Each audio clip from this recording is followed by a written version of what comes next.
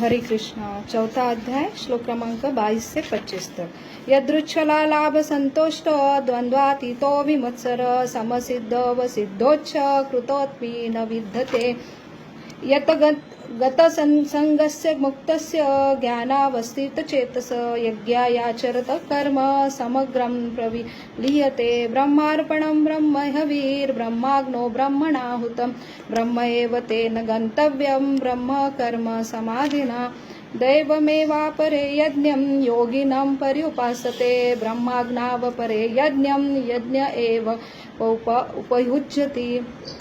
हरे कृष्णा। तो यहाँ पे जो ज्ञान, दिव्य ज्ञान भगवान चौथे अध्याय का जो शीर्षक है, तो भगवान यहाँ पे कि ज्ञान हम अर्जित करते हैं, लेकिन सबसे जरूरी ज्ञान जो है प्रकृति के नियम समझना और भगवान के लिए कर्म करना। तो अकर्म की परिभाषा देते हुए अलग अलग हमें अकर्म अर्थात भगवान के प्रसन्न के लिए हमें कर्म करना है। तो बहुत ही कंफ्यूजन रहता है कि भगवान के लिए प्रसन्न करने के लिए कर्म करना, तो कैसे भगवान को प्रसन्न करें। तो भगवान क्या है ये हमें समझना बहुत ही जरूरी है। और जैसे अर्जुन के लिए तो भगवान वहां उपस्थित थे और भगवान डायरेक्ट अर्जुन को जो उपदेश दे रहे थे और डायरेक्ट ऑर्डर दे रहे थे कि हे अर्जुन तुम मेरे लिए युद्ध करो। बहुत आसान लगता है, लेकिन हम कैसे जाने कि भगवान की क्या इच्छा है और भगवान को कैसे प्रसन्न करें। तो यहाँ पे वही अकर्म अर्थात जो अच्छे कर्म, लेकिन हम कर्म के फल की इच्छा करते। तो कर्म जो शास्त्र के आधार पर है, लेकिन वहां पे भी जो है अच्छे कर्म है, शास्त्र के आधार पर है, लेकिन कर्म फल से हम आसक्त हैं, इसलिए वो हमें अच्छा फल देगा, लेकिन फिर भी हम ये भौतिक प्रकृति द्वारा बंधे ही रहेंगे। स्वर्ग की प्राप्ति होंगी और हमारा जैसे वीजा खत्म होता है तो फिर से हमें भौतिक जगत में यहाँ पे डाला जाता है और ये भौतिक जो सुख पाने के लिए ही हम कुछ उद्देश्य से ही अच्छे कर्म करते हैं, उसे फल कहते हैं। और ये भौतिक कामना अंदर है, इसलिए हमें और भौतिक सुख जहाँ पे ज्यादा है वहां पे स्वर्गलोक में डाला जाता है। लेकिन जैसे हमारा अकाउंट या हमारा पुण्य कर्म फल नष्ट होता है तो फिर से हमें भौतिक जगत में डाला जाता है। वहां पे भौतिक सुख जो है वो जो ऊपर के जो लोग है वहां से बहुत ही लिमिटेड रहता है। तो अल्टीमेटली अच्छे कर्म भी कर्म के फल से वो आसक्त है। ये कब समझेगा? जब जीव को समझेगा कि ये मेरा है ही नहीं, मैं स्वामी हूं ही नहीं और मेरे हर जो मेरी जो क्रिया है, तो मेरा शरीर और मैं भी भगवान का अंश हूँ।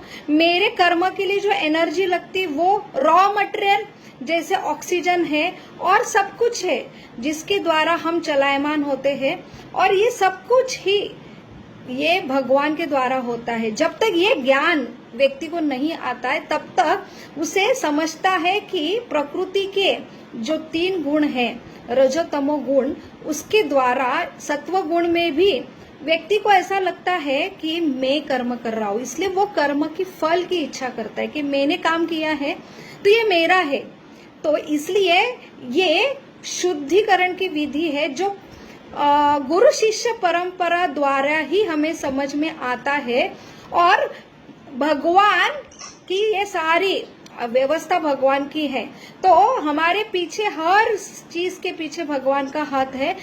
जीवात्मा सिर्फ अंश है। अंश का अर्थ है पूर्ण का छोटा सा अंश। ये अंश कंप्लीट नहीं हो सकता जब तक ये पूर्ण तक वो वहां पे उनका योग का प्रस्थापित नहीं होता है।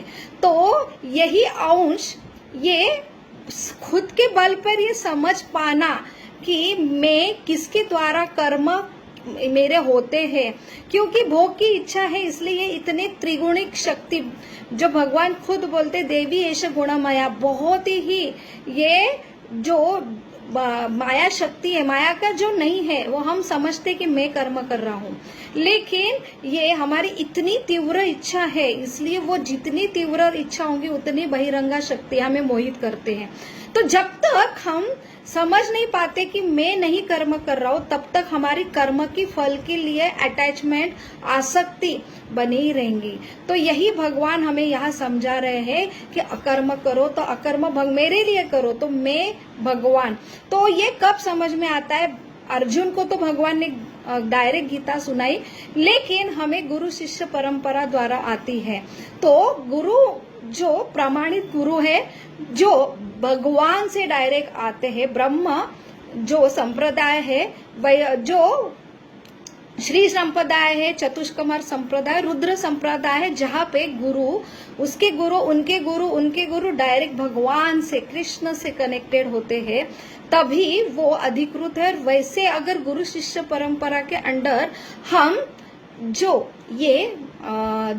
शास्त्र समझने का प्रयास करते, साधु, गुरु और शास्त्र तीनों की आवश्यकता है। तो साधु जो व्यवहार में ये सारे शास्त्र उसके आचरण से सिखाता है, गुरु जो हमें ये ज्ञान, हम उनके प्रशिक्षण में हम ये ज्ञान अर्जित करते हैं, तभी सही अर्थ यथारूप हमें समझता है। और तब हमें कुछ साधना दिए जाती है, जैसे हरे कृष्ण कृष्ण कृष्ण हरे हरे, हरे राम राम राम हरे हरे। ये यज्ञ जो हमें करना है वो नित्य रूप से करना है, और ये यज्ञ द्वारा ही जो हमारी जो दूषित भावना है कि मैं हूँ, सब कुछ मैं कर रहा हूँ और ये मुझे, मेरी इच्छा है, तो ये सारे जो दूषित भावना है, ये यज्ञ जो भगवान ने ही दिया है, 16 अक्षरी मंत्र, ये यज्ञ द्वारा ये जब नष्ट होते हैं, तब हम कर्म की फल की आसक्ति भी नष्ट होती है, क्योंकि चेतो दर्पण मार्जन, आईना साफ होता है। मैं तो भगवान का अंश, सारी चीज अंदर से बाहर से भगवान प्रोवाइड कर रहे हैं, तो मैं कैसे वो कर्म के फल के लिए मैं उसका अधिकारी बनता हूँ।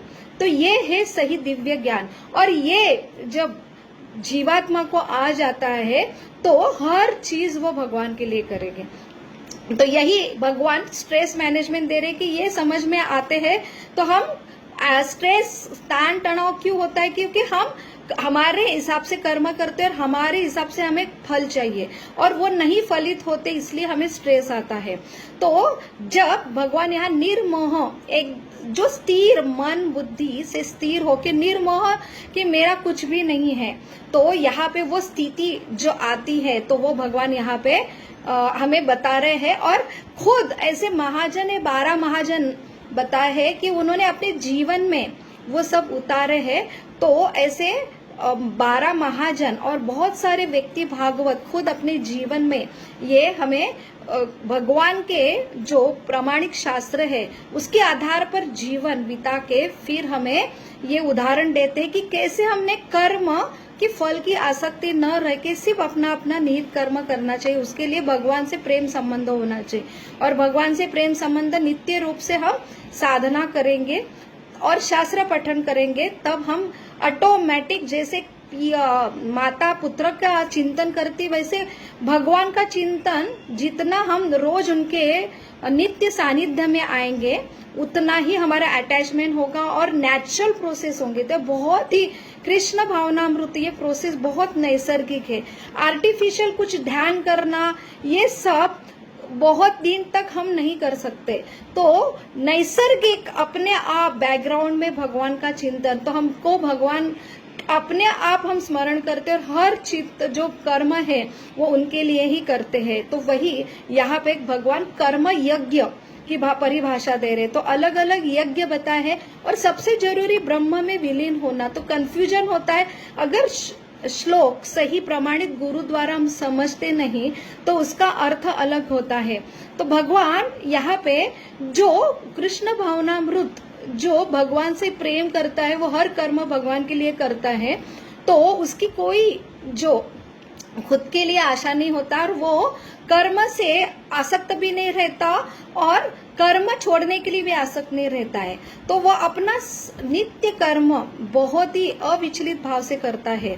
तो यहाँ पे जो ब्रह्म में विलीन होना, तो ऐसा जो व्यक्ति के जो यज्ञ के लिए हवन होता है और जो सामग्री होती है, तो यहाँ पे वो खुद ही भगवान के लिए कर्म कर रहा है। और हर यज्ञ कंप्लीट कब होता है? जब विष्णु की संतुष्टि होती है। तो अलग अलग यज्ञ की परिभाषा हम यहाँ पे इस श्लोक में देखते हैं। देव देवता के लिए यज्ञ किया जाता है, वो यज्ञ कुछ कामना है इसलिए उनको संतुष्ट करने के लिए की जाती है, भौतिक कामना, वो एक यज्ञ है। और एक यज्ञ है कि ब्रह्म ज्योति में विलीन होना। तो हमारे जो हृदय में जैसा भाव है वैसे भगवान आदान प्रदान करते हैं और वो व्यक्ति उस स्तर तक पहुंचता है। तो बहुत ही निचला स्तर है कि भगवान को ही ना मानना, नास्तिक, खुद में ही करता हो, किसी का भी बाह्य शक्ति मेरे ऊपर कंट्रोल है इसका नहीं मानना, ये नास्तिक है। ऊपर आस्तिक है जो बहुत भौतिक कामना है, लेकिन उन्हें जो देव देवता यहाँ पे सारे सूर्य देव, चंद्र देव, वरुण देव, इंद्र देव, उनको वो उनके हृदय में श्रद्धा होती है, वो वही मुझे कर्म के फल देंगे, इसलिए उनके लिए यज्ञ करते हैं, देव देवता की उपासना करते हैं। वो दूसरा स्तर है। तीसरा स्तर ज्ञानियों का है, जो ज्ञान यज्ञ यहाँ पे बताया है। तो वहां पे वो ज्ञान से, अपने तर्क से भगवान को जानना चाहते हैं, तो वो ज्यादा से ज्यादा ब्रह्म ज्योति में जाते हैं। तो ब्रह्म ज्योति जो भगवान यहाँ कहते हैं, वो ज्योति भगवान के व्यक्ति स्वरूप के अंग कांति का ही एक प्रकाश है। और ये ब्रह्म ज्योति जो निराकारवादी लोग हैं, भगवान का व्यक्ति रूप नहीं मानते, उनको ये निराकार स्वरूप जो ब्रह्म ज्योति में वो विलीन होना चाहते हैं। क्यों?